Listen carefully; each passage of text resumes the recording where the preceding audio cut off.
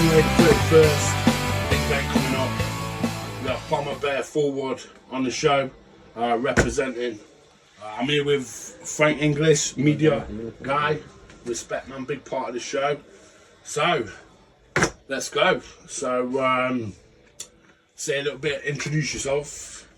Obviously, I'm Bomber Bear Fullwood, heavyweight. I think they've all met me once or twice at least. Couple of times. So, I literally seen your other fight on Ash Murray's show on BK Sport. How did that go down? It went absolutely lovely till I took a nice, rearranged my nethers, didn't it? Yeah, you got yeah, so you can, this is probably the hardest part to block. I tell you what, the bastard didn't land another punch the whole fight. That's what annoyed me. After having, we'll say, a shit show last year, to coming back and feeling that good to then get him took out like that, yeah. So, I mean, apart from that, you've been quite a bit, you've been out the fight game for a while, haven't you? 5.5 months. Wow, that's so, I mean, Feels like a lifetime, doesn't it? Yeah. So that's crazy. So how did it feel jumping back in after so long out? Because I know you didn't have a massive training camp. No, well, I didn't have no training camp whatsoever for the last one. I know that's not how it should be done. It was more of a case of... Heart brought you back? Yeah, a little bit. So something niggling in the background. I knew I wasn't done. The choice had kind of been taken away from me earlier on in the year. Ash needed somebody to step in. I needed to see if I was there before he even bothered looking at Bendigo. Yeah, I get that. As it turns out, the kid didn't really have much to offer, did he, apart from the low blow? Yeah, it was a good punch though. If punches, If it was a legal shot, it was an absolute screamer. Bang on that eyeball kind of thing. So what was pretty much what's mentally what was the hardest part of being out the ring? Because I know you do you fight and you game. I think obviously if anybody knows me, I'm not a particularly big fan of all the rush promoters and everything. Yeah, like that. I'll quite happily sit in the background with my fighters and sit with my fighters, try and get to know them, and whoever else. That's it. I'm interested in the fighting side of it. The rest of it doesn't particularly bother me. So I'm still trying to make my appearances where I can. And it was just a fucking moment. If I didn't get back in now, I don't think I probably would. I'd just procrastinate. So, did you obviously I know you fought on Ash and you did really well, probably better than you thought. So for the rest of it, yeah. Was there any doubts in your mind coming into that on short notice because you didn't have any training or? Obviously I know me and you spoke quite a lot in days before you were meant to come and call me. Me and James spoke and spent a few hours with him. We knew in terms of going in with a debut opponent, I'd got more than the ability to deal with it. So no, not so much nerves as opposed to just a game plan. I knew that if that didn't go well last Saturday, then I wouldn't have been doing January. I know you was working on some bits and bobs with James Miller from Bold Management. I know you are from Bold Management as well. So did you get to put any of that into practice? So. Any time I kind of clipped and he killed up, then he did. Yeah, I didn't get to run through a full combination, if you will, but. Just the very fact that I know any time my right hand touched him, he killed up. You made a good representation of yourself, so you've got to be proud of that. It put a smile back on my face. It was far from fucking perfect, but I know going forward, I've just kind of polished up what was there again. Yeah. So, who's your opponent now for Bloodshed 4.0? And what does this mean to you to fight him? So, my opponent on Bloodshed is going to be the guy I was actually meant to fight on Ashes because I still didn't end up fighting the guy that I was on the drop-in for, did I? So he's been very keen. He wants to carry on his career, or to carry on fighting anyway. I am very much trying to be wary of who I'm going in with, at least for the first one or two. Of course. I did well on the last, and this next is not even a question in my mind. Yeah. Lots. I mean, now this is going to be a proper full training camp. Exactly. I've gone from over 3 days to and that's going to be a massive improvement. Yeah.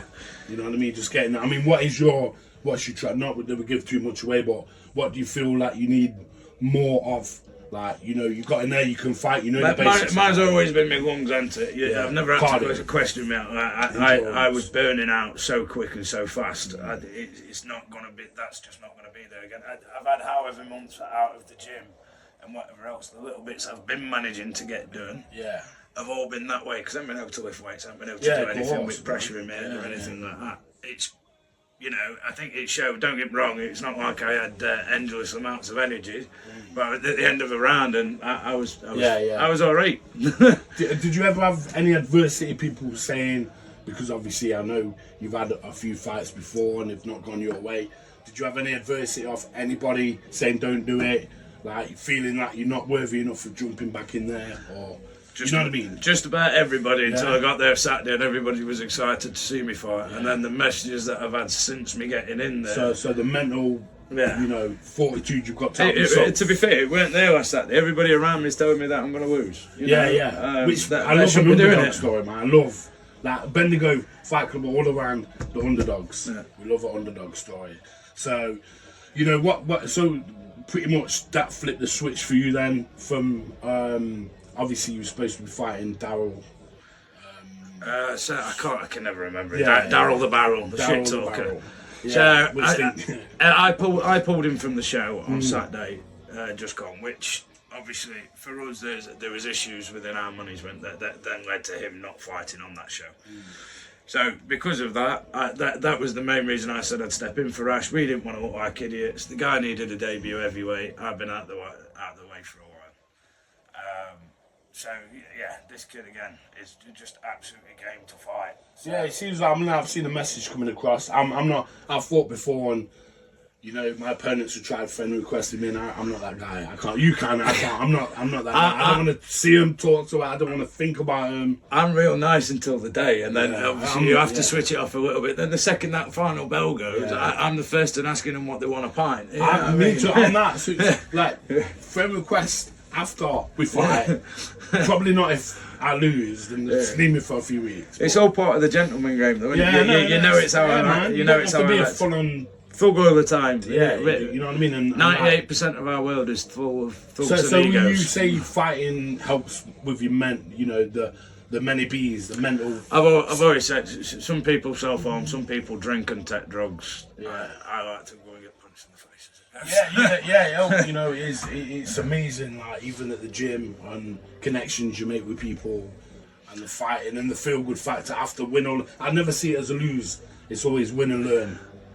I know a lot of people say that. No, I think if you lose, yes, there are lessons to learn, but you've still fucking lost. Be better. Yeah. You know, I've had a shit year this year, and I don't intend on next year being the same. Yeah. So what you're gonna get out what you put in. So do you know what I mean? So the thing is, so I know you've fought for us before on circumstances. So how do you feel now, and what does it mean to you to fight before and fight now on the Bendigo? Well, first time I came to Bendigo, that was very much the same sort of setting where I'd had 4 days' notice to come and fight a guy I got no idea about. But nonetheless, we got in there and the first Bendigo went off, and I've been at everyone since. And that's my point. If I started there this year, and this year's gone a bit shit, then I need to right them wrongs, don't I? And it started same as me as a promotion. Started at Bendigo 1. Yeah. You know, you're going back to Colico, yeah. So it only makes sense for me to come there and make that fucking right. In Same here, man. You know, we've had some good events, but to come back on the 31st of January to actually sell it out and have BKFC. I mean, you're gonna have like Big Joe Lister and Luke Brasshammer Brassfield. He's got his debut on the 13th of December, and you've got these commentating on you. It's going for a documentary, so it's gonna, even though you're gonna be there, and you know the fight game goes, there's gonna be a lot of eyeballs on it. So there is, and instantly, just with what I think, did I put the first post out yesterday about me and him? Joe's message, Luke. That's what I'm saying. Luke had a quick I kept a track on it. He was like, "You can't wait to actually." That was good for me. Sorry, I think Joe just liked it. Yeah, I've got from Luke Brasshammer Brassfield. He put in, he can't wait to commentate on it, and these are both Could have been future fucking champions, so. very, very happy. You've got Luke Steele as well. Like, Yeah. he was at that last show. And it'd been nice to see him come out and everything like that. If you've got a good group of them. Yeah. Obviously, this week we've had the no blacklist stuff from Yes. the manager's point of view and the promoter's point of view. That's a massive Yeah, thing. we're going to get rid of them poster boys, the ones that don't turn up, because we're on our show. I know Ash had a lot of pull-outs. Yeah, bless him. We had 8 pull-outs, and it's now time to unite the promotions together and eradicate. From everything, this that they're all talking about, you know, from the same set of rules, the same refs, same cut specialists, same hand wraps, everything to be regimented like that between all promotions. Oh, me, yourself, James, Frank's probably heard us speak about it. It's always about progression for fighters. Of course. And there's been nothing. Everybody's stuck in the same lap. So to get something like this coming down, circle. now we might see the progression. So imagine punching each other in the dicks. He won that round. You know what I mean? You hold that up 3-1, man. I was quite impressed. Because I'd be like, mate, you just have to tell it me, and I'm on the vlog. I was borderline crying. But no, he just needs to go away, train, get his head down. I'm not in the business of slandering and starting all this beef war or anything like that. Let's keep it respectful. He needs to go away, train. Parliamentary procedure. And I'll see you in the day. He needs to go and buy himself a new suit. I'm not coming in against anybody who don't know how to dress smart. Yeah, we do notice you like to dress well. He's always suited up. Yeah, suited and booted. So pretty much, you know, obviously we're going to get round to all of the fighters, and we're going to try and get like press conferences and obviously get a lot more documented on the documentary. So, you know, it'll be nice in a few weeks if we could catch up with you, see how your training's gone. I know Christmas is coming up.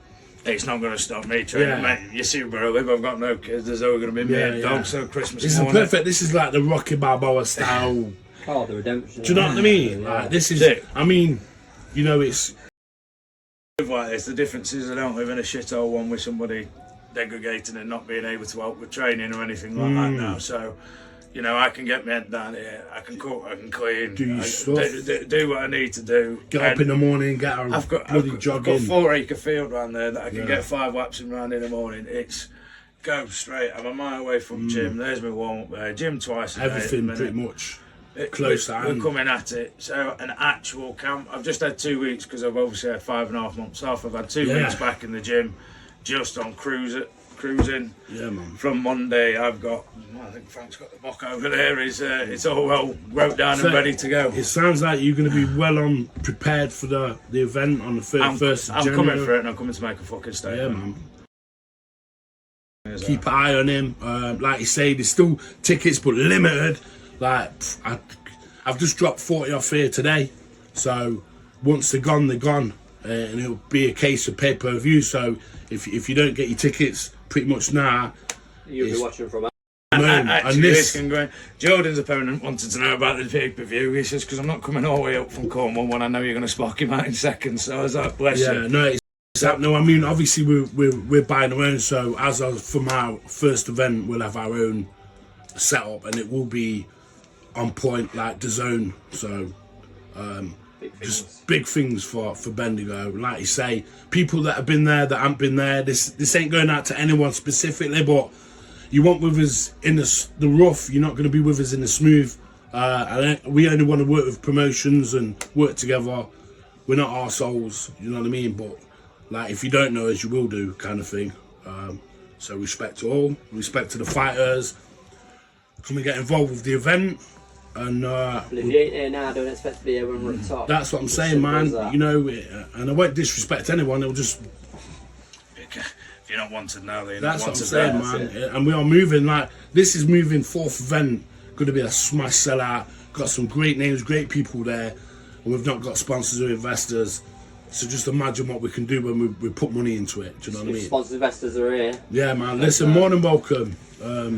So we need More to than do welcome. it Because we will. I won't stop till this Bendigo Fight Club's illuminated on the moon, man. I will not stop. I think we're both trying to take, because I'm going to definitely try and get myself abroad next year, and I know Bendigo's going to be. Yeah, you know what? We've got so much. I'm not even going to say, but obviously there's some European events that are coming over to here. We've got Americans, Joe, I'm talking to, South Carolina. So end of March, UK versus Scotland, end of March. End of May is going to be UK versus America. They're flying over here. Massive event outside on a football pitch. Summer event. It's so much, man, and I ain't gonna stop till I'm at an arena. So, and we'll sell it out. Bigger, better every time. I'm going over to France to meet the good old Matt Dye for a start to that one, I think, as well. That's what it's just to start now. Obviously, you've got a bit of a, you fight the fire again. I think this Ashmeyer BK Sport has fighted a bit of a spark. Yeah, he did. You know what I mean? He definitely did. I think I'd lost it last year. I knew I wanted to fight. I knew I wanted to do whatever, but I definitely didn't have what it felt like going in there. Yeah, it's just an unreal feeling. I know you're bare-knuckle and I've had boxing, but still the feeling is so addictive. Something else. It really was. Especially when you get the W, it's like, and you're like, I can actually do this. I didn't get the W last week. I still said that it should have been a disqualification. Yeah, if you'd have carried on doing that, you was doing enough to win. It was gone. So either way, it's just you got dick punched. He's been dying to say it, hasn't he? You got punched in the dick. But yeah, man, it's been really good. We enjoyed. But we're gonna get around to everybody. So I think the Long Eaton boys next time we're gonna get to Bill's gym. For Lee Gladden, bloody there's loads. Jack West, Harrison, Miles fighting for the title. Title fight's gonna be sick. Gonna be a bit tough getting to Byron and that in Kent, but we'll work bit side if we have to do it. Well, hang on, my opponent's Stafford. Yeah. If we can get Byron to come up to Stafford. Yeah. Maybe. We'll link. So I really want this press conference going on. So anyway, yeah. So all good. So just come and get involved. I'm looking around everywhere. He said, I've got the media guy like, shut the fuck up. There you go, that's your rant.